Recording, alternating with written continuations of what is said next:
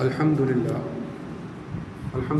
رب العالمين والعاقبة للمتقين والصلاة والسلام على نبيه الكريم أما بعد فأعوذ بالله من الشيطان الرجيم بسم الله الرحمن الرحيم والفجر وليال عشر والشفع والوتر والليل إذا يسر هل في ذلك قسم لذي حجر وقال الله تبارك وتعالى يا أيتها النفس المطمئنة ارجعي إلى ربك راضية مرضية فادخلي في عبادي وادخلي جنتي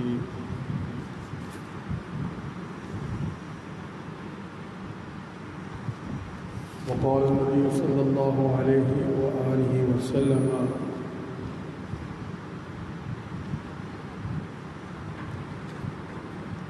خير القرون قرني ثم الذين يلونهم ثم الذين يلونهم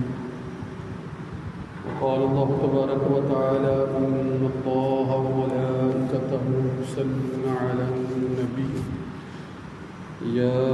أيها الذين آمنوا صلوا عليه وسلموا تسليما اللهم صل على سيدنا ومولانا محمد وعلى آله وأصحاب سيدنا ومولانا محمد وبارك وسلم عليه.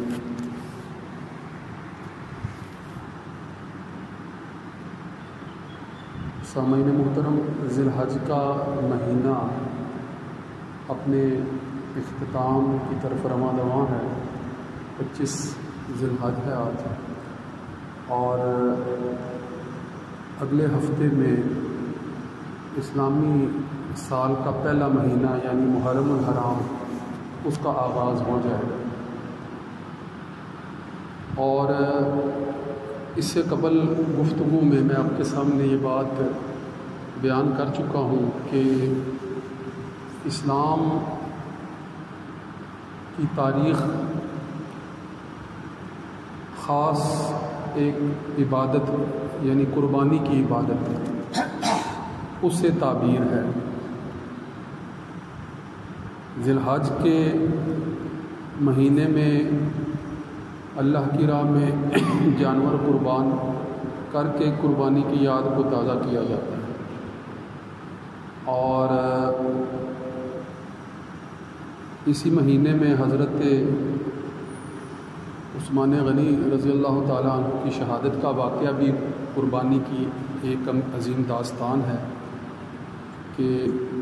اپنی جان کو دینا گوارا کر لیا مگر دین اسلام پر اور اسلامی تعلیمات پر حرف آنے نہیں دیا. اسی طرح یہ جو مہینہ آگے شروع ہونے جا رہا ہے محرم الحرام کا مہینہ، جو کہ اسلامی سال کا پہلا مہینہ ہے، اس میں بھی آپ سب لوگ واقعہ کربلا سے واقف ہیں کہ جس کے اندر حضرت امام حسین رضی اللہ تعالی عنہ کی شہادت کا عظیم الشان واقعہ ہے. تو آپ نے بھی اپنی جان کو قربان کر دیا مگر اپنے نانا کے دین کو آنچ نہیں آنے دی، اس پر حرف نہیں آنے دیا. تو سال کا پہلا مہینہ بھی جذبہ قربانی سے لبریز نظر آتا ہے اور سال کا آخری مہینہ بھی جذبہ قربانی سے لبریز نظر آتا ہے. تو اسلام اشارہ ملتا ہے نا کہ اسلام کی ابتدا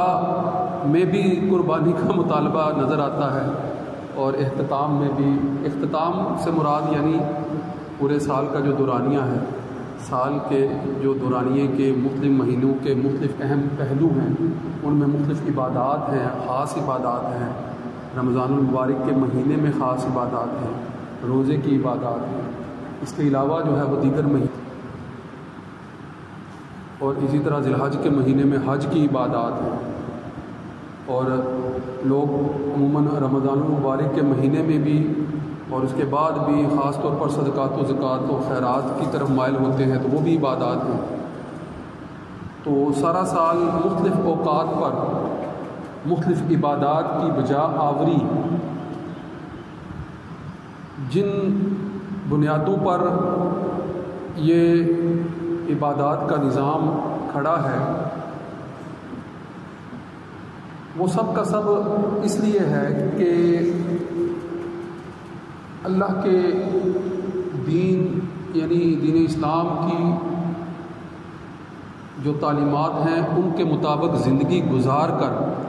ایک فرد یعنی انسان ہم پورے سال کے دورانیے میں اللہ کے احکامات پر کسی نہ کسی طریقے سے عمل پیرا رہیں.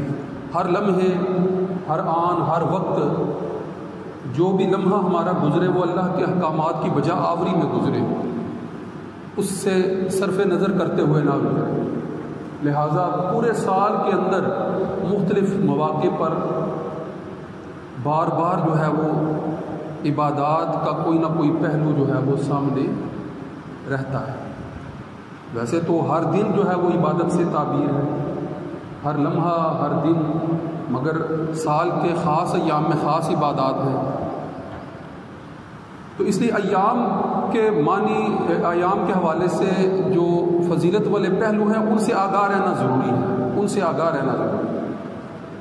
تو اسی ضمن میں جب گفتگو ہوئی تھی تو میں نے آپ کو بتایا تھا کہ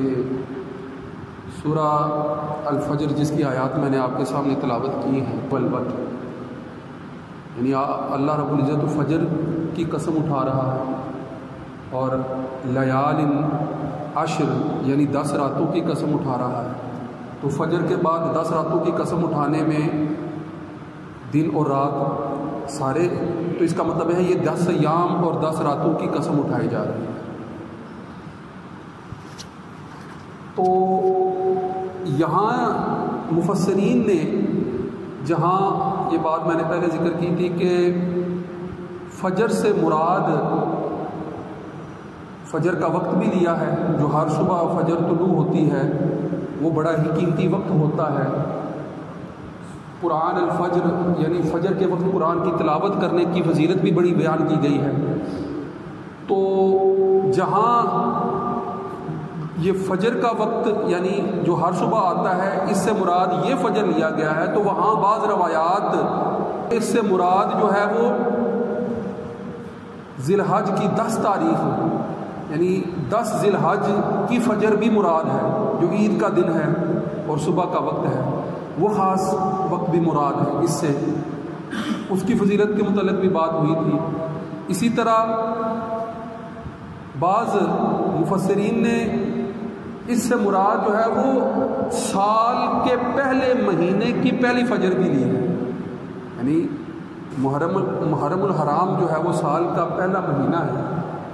تو سال کے پہلا مہینہ محرم، اور محرم کے مہینے کا آغاز جب ہوتا ہے تو اس وقت جو پہلے دن کی پہلی فجر ہے یہ بھی اس سے مراد. بعض کی ایک روایت بھی ہے، اگر آپ کے سامنے میں اس روایت کی جو ہے وہ وضاحت جو ہے وہ رکھ دوں تھوڑی سی، تو فجر سے مراد جو ہے وہ محرم حرام کی صبح. اس سے متعلق حضرت ابن عباس رضی اللہ تعالیٰ عنہ کیا فرماتے ہیں کہ والفجر ولیال عشر، یعنی اس آیت کی تفسیر میں فرماتے ہیں کہ فجر سے مراد محرم کی صبح ہے اور یہ سال کی پہلی فجر ہے، یہ سال کی پہلی فجر ہے. تو اس کا مطلب یہ ہوا کہ جب فجر کا ذکر ہے ولیال عشر کا ذکر ہے تو ایک روایت بتا رہی ہے کہ اس سے مراد کوئی بھی فجر ہو سکتی ہے، کوئی بھی جو دن ہے اس کی فجر ہو سکتی ہے. دوسری روایت سے مراد یہ خاص جو ہے وہ 10 ذی الحج کی فجر ہے، اور تیسری روایت میں یہ خاص جو ہے وہ سال کے آغاز کی فجر ہے. تو فجر کے اعتبار سے تو یہ مہینہ محرم کی طرف جو ہے وہ اشارہ مل گیا.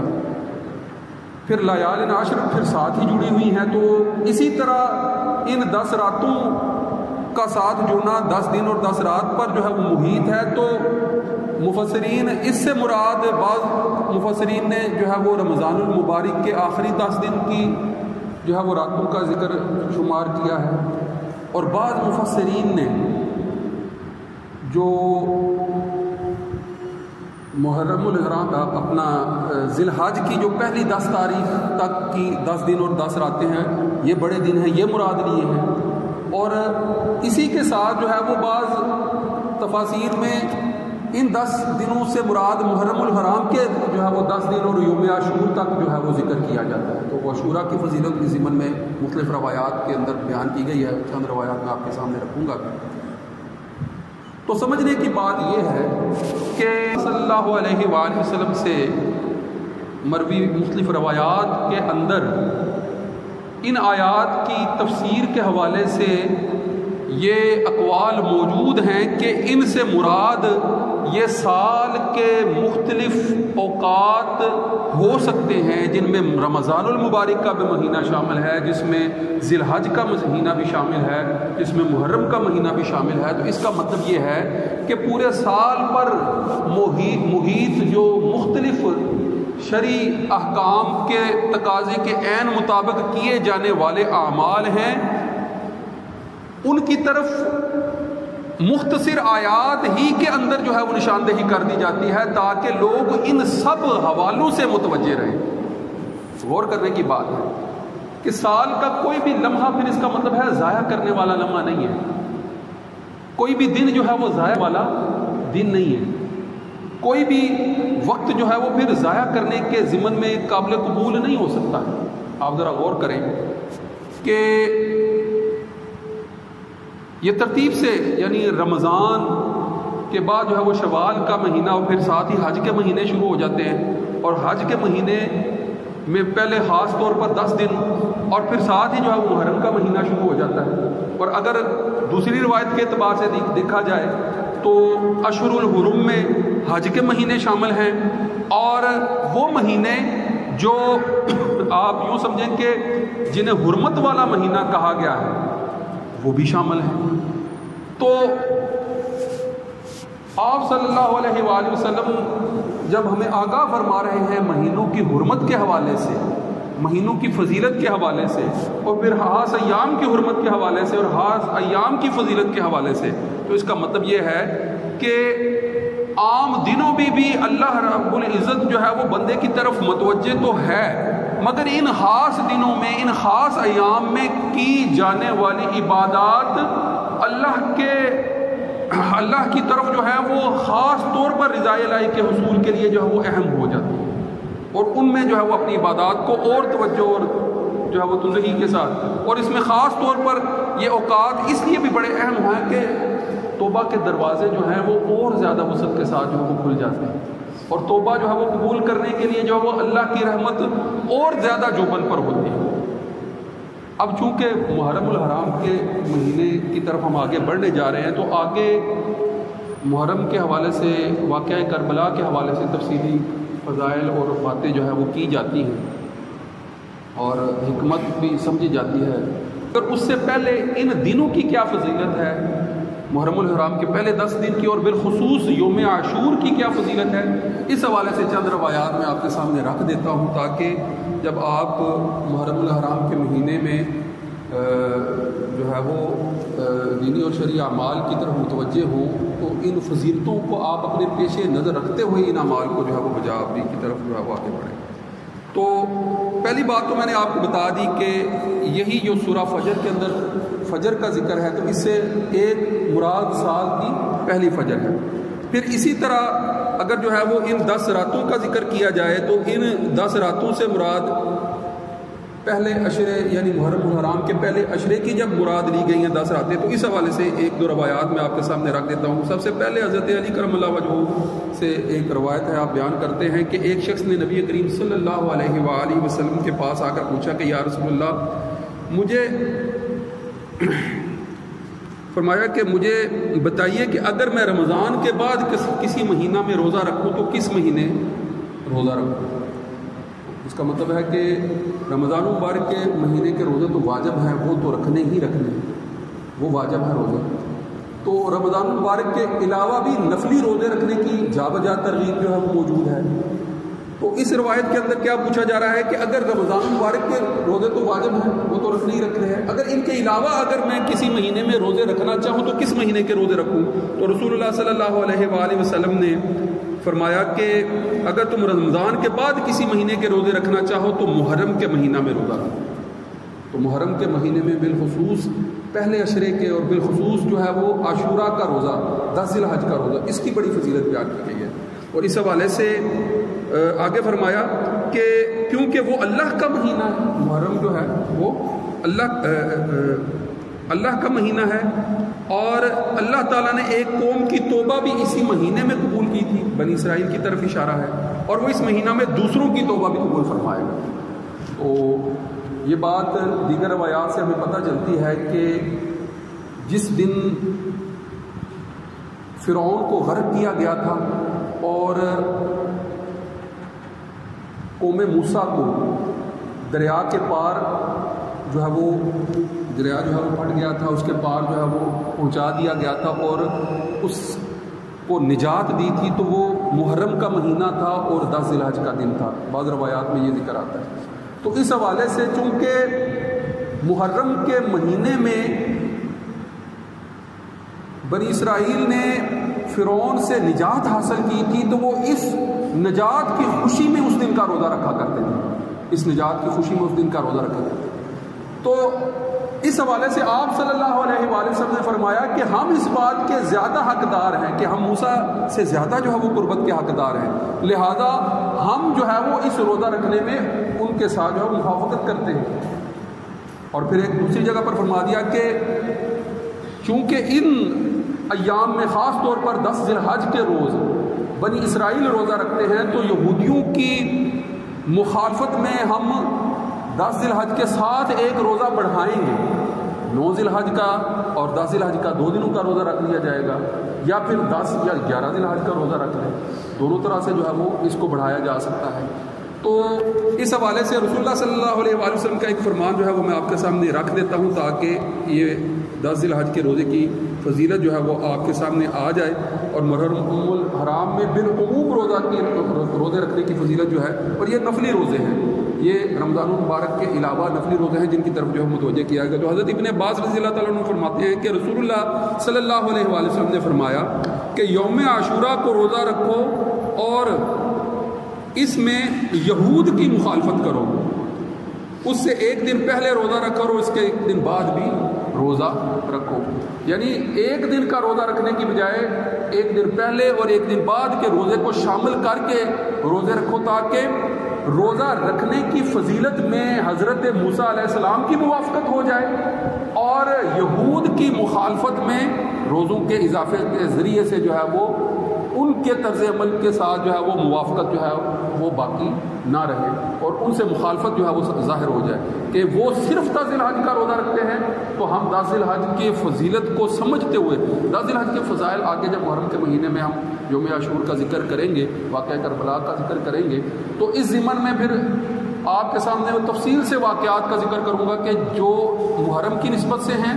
اور پھر خاص طور پر سابقہ امتوں کی نسبت سے ہیں اور سابقہ انبیاء کی نسبت سے جو ہے وہ یوم عاشور اور محرم الحرام کے دنوں کے واقعات جو مشہور ہیں یا منسوب ہیں ان کا ذکر کرتے ہوئے ان فضائل کی طرف جو ہے متوجہ کیا جائے گا. وآخر دعوانا ان الحمد للہ رب العالمین. سنتیں ادا